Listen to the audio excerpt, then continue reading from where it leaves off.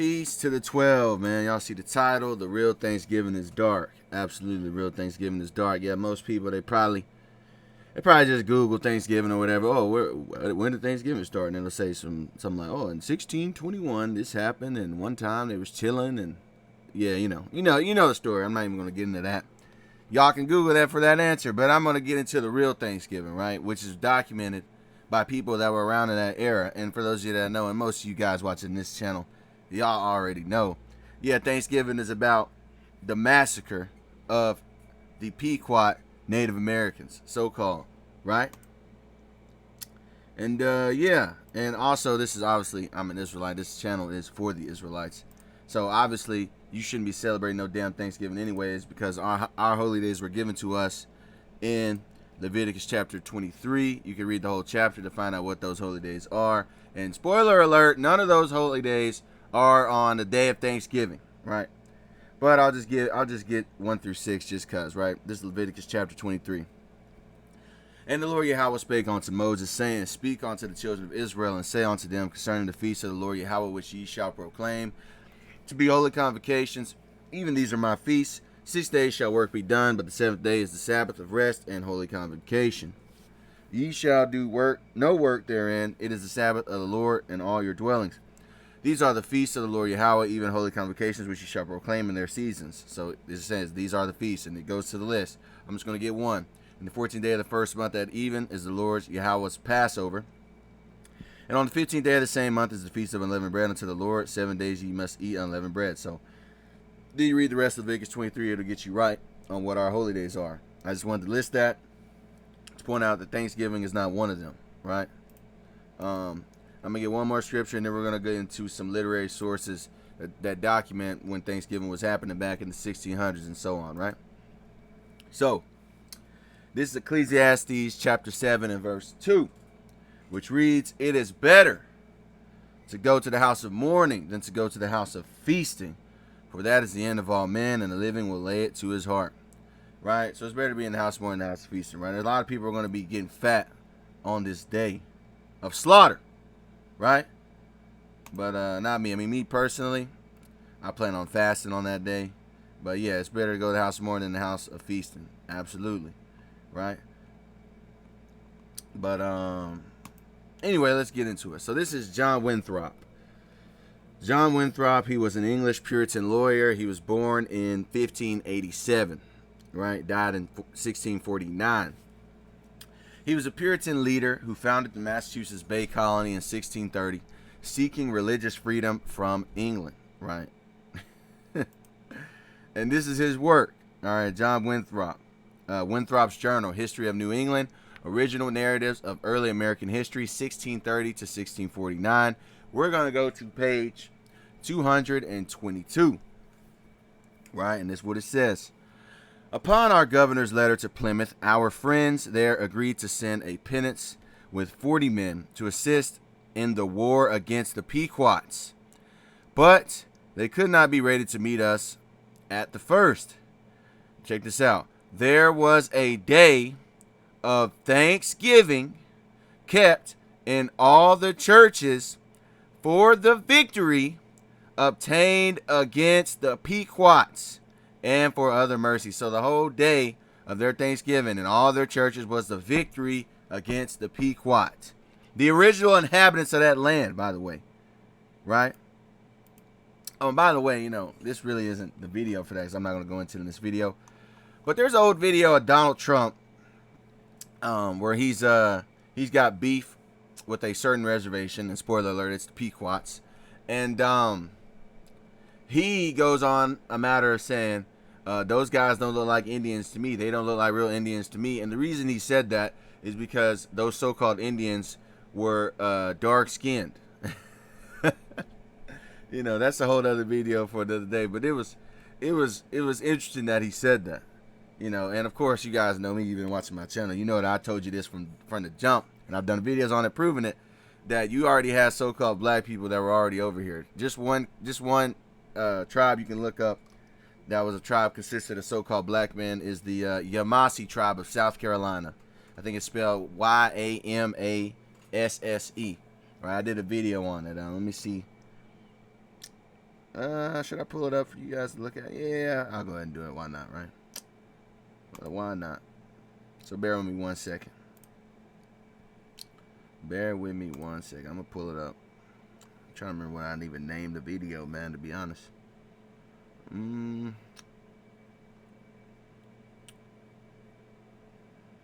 Yeah, okay, this is it.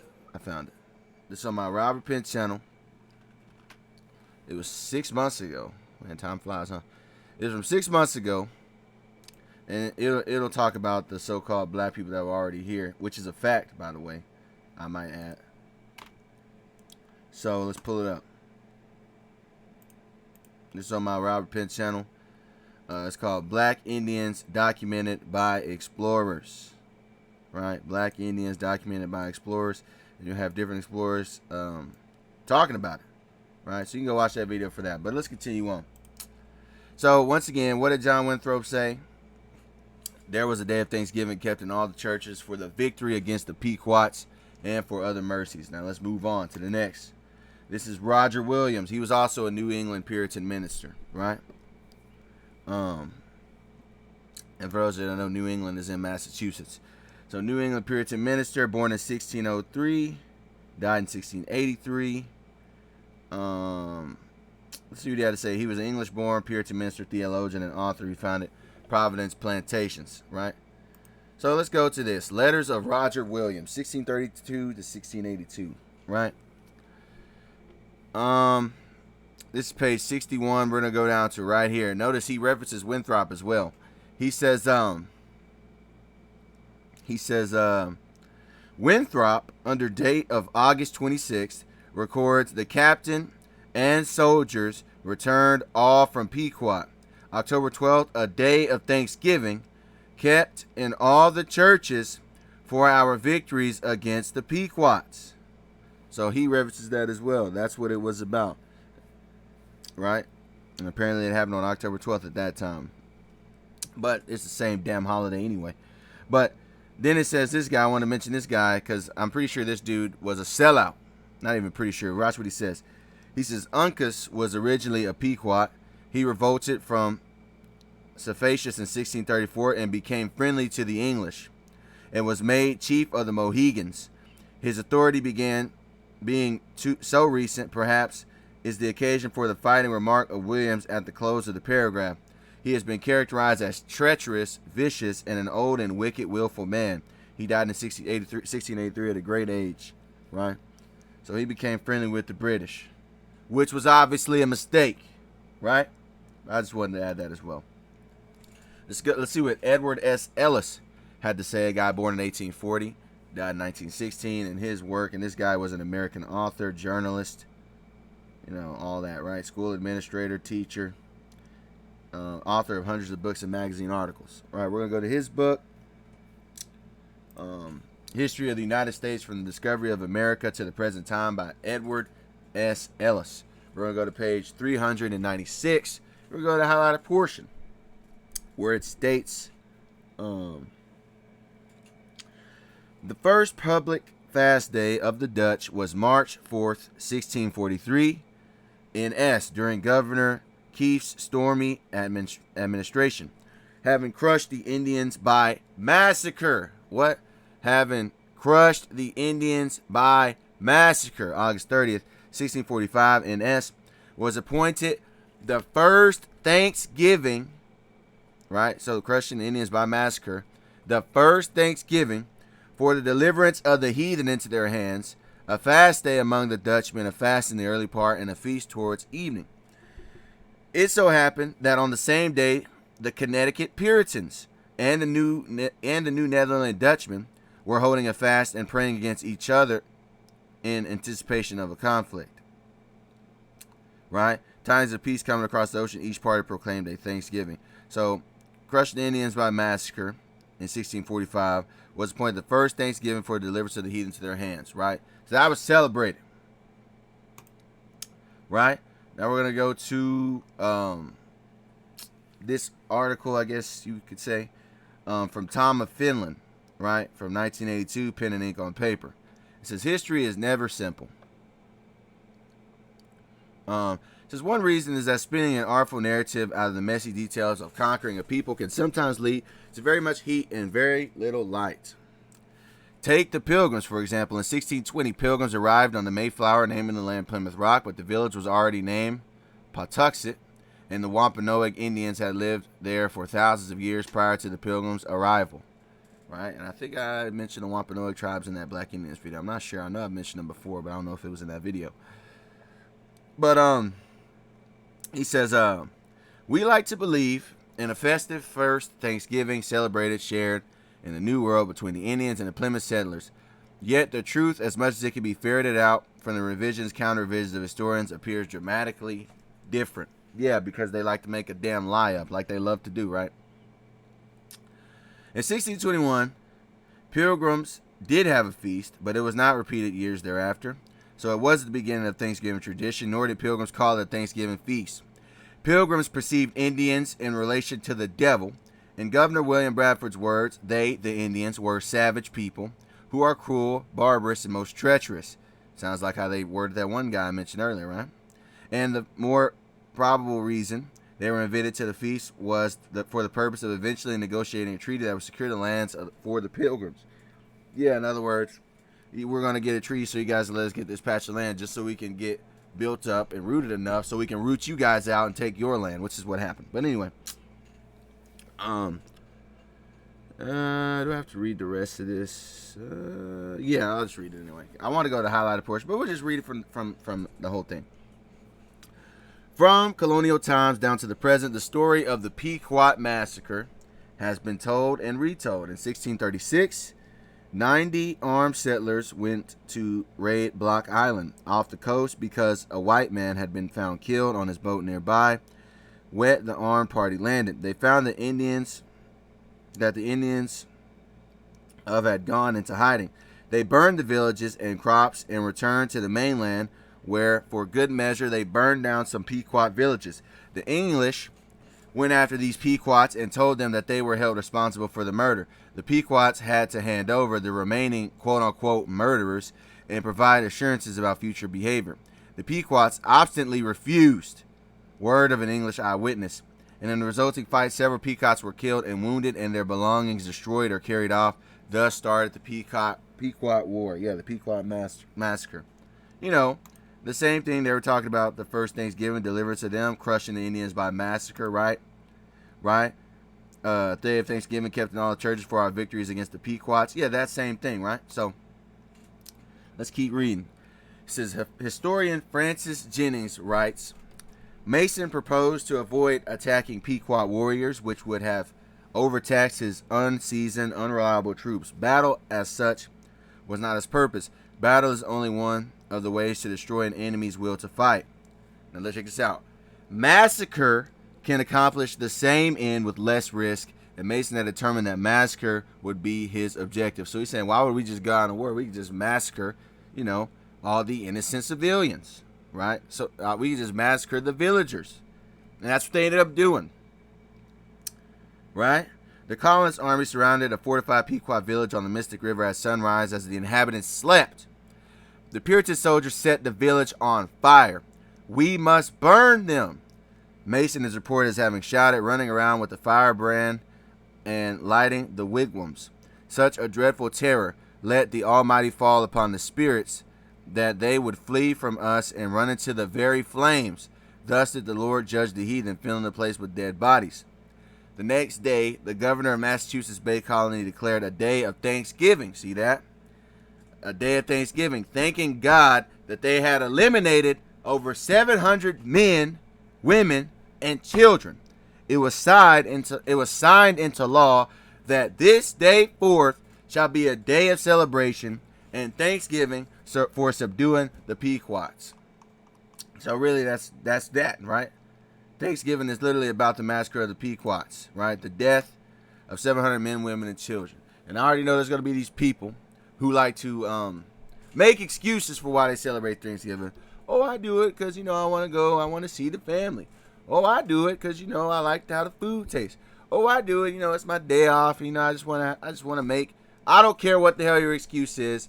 This holiday is based on slaughter, right? So that's just the point, right? So I'm going to get the scriptures, and then I'm going to get one book that talks about who these Indians were, so-called Indians. So let's go to Habakkuk chapter 2, verse 6.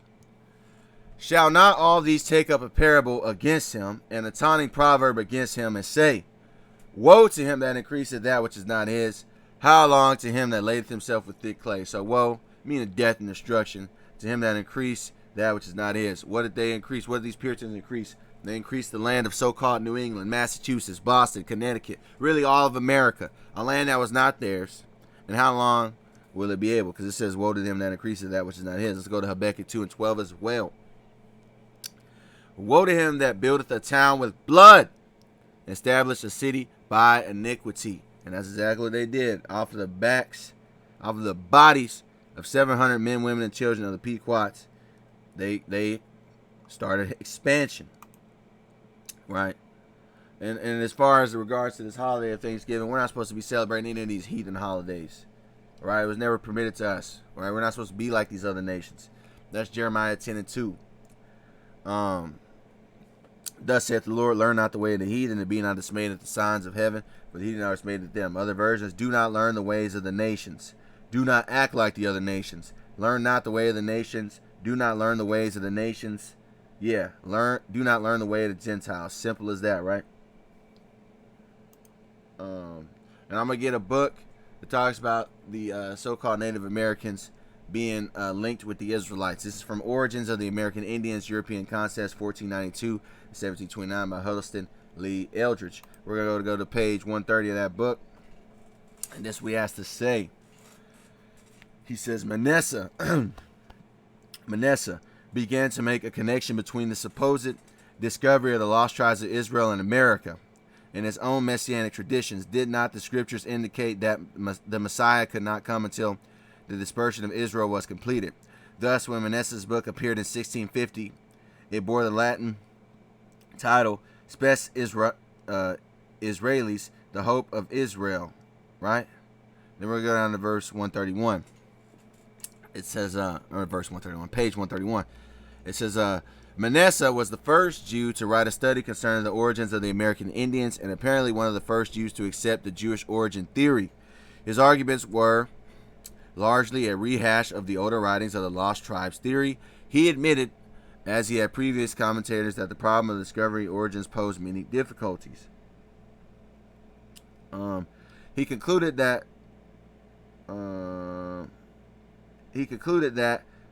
those Spaniards who inhabited the Indies generally regarded the Indians as descendants of Jews, and that they were correct. So he's saying that the Spaniards, a lot of them said that these so-called Indians were descendants of Jews, meaning they thought they were Israelites. That's what it means. According to Manasseh's version of the Lost Tribes theory, the Israelites got on the New World first, but late coming Gentiles drove them into the mountains. He concluded with the reasons which compelled him to believe that the discovery of the lost tribes in America signalized that the day of redemption for Israel was near. Manasseh concluded that the Indies were anciently inhabited by part of the 10 tribes who came via the Straits of Anian, and some of those who still live hidden in unknown parts of America. Right? So, yeah, and that book that he's referencing is called The Hope of Israel by Manasseh ben Israel, right? Guy born in the 1600s. I might do a book on that, or a video on that book at another time. But yeah, man, that ain't going to be a long video. That's the real Thanksgiving, and the real Thanksgiving is dark. And yeah, with that, I say peace to 12. I want to give all praises, honor, and glory to the Heavenly Father, the Most High, whose name is Yahawah, and the name of his only begotten Son, whose name is yahawashi. Yahawah is the name of the Heavenly Father, who the world commonly calls God. And yahawashi is the Savior of the nation of Israel, who the world commonly calls Jesus Christ. I want to say shalom, which means peace to you people listening and learning, brothers doing this work, truth, sincerity. And to you elders that's been doing this thing before me, man. Signing out. Gone. Peace.